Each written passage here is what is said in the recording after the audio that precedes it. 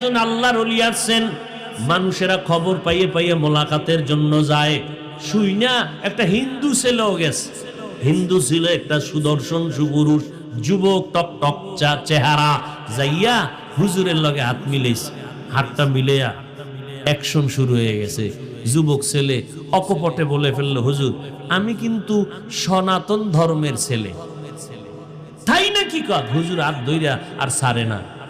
এক দেনে চেহারার দিয়ে তাকাইতেছে আর হুজুরের চোখ বয়া পানি পড়তেছে। যুবক গেছে ভয় পাইয়া, আরে আমি সনাতন ধর্মের মানুষ, একটু আইছি মহব্বতে। এখন যুবক ভয় পেয়ে গেছে, হুজুর মুসাফা করলাম, পরিচয়টা দিলাম, আপনি কাঁদতেছেন কি বেয়াদবি করে ফেলছে? আল্লাহর ওলি কয়, না বাবা। তো কাঁদেন কেন? আল্লাহর কুদরত দেখে কাঁদি। কি কুদরত? তোমার এত সুন্দর চেহারা, আল্লাহ যে জাহান্নামে জ্বালাইবেন, একটু কি আল্লাহর মায়া লাগবেন? কাম সারছে, হৃদয়ের মধ্যে ইনজেকশন ঢুকে গেছে।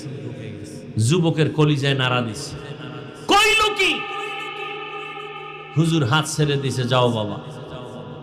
মেডিসিন একটা দিয়ে দিছে, যুবক চলে গেছে। বাড়ি আসার পরে আর ঘুম নাই, খাওন নাই। হুজুর কইল কি? বালিশে মাথা লাগায় টেনশন করে, হুজুর আমাকে বলেছে আমাকে এত সুন্দর চেহারা দিয়ে আল্লাহ বানাইছেন, জাহান্নামের আগুনে আমাকে জ্বালাইবে না, সেটা তো অনেক দূর, ওটা তো মরার পর, কিন্তু আমারে তো দুনিয়ায় মাটির উপরেই তো জ্বালায় দিও, এটা তো আমার ধর্মের নিয়ম। তাহলে জাহান্নামের আগুনের আগে দুনিয়ার আগুনই তো আমার সবাই জ্বালায় ফেলবে। না, আমি জ্বলতে চাই না। মনেরে বুঝাইয়া কন্ট্রোল করতে পারে না। হুজুরের এক কথায় হৃদয়টার মধ্যে নাড়া ভরলো।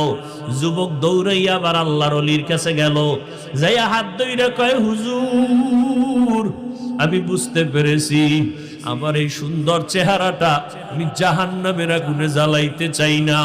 আর জাহান্নামের আগুন অনেক পরের কথা, দুনিয়া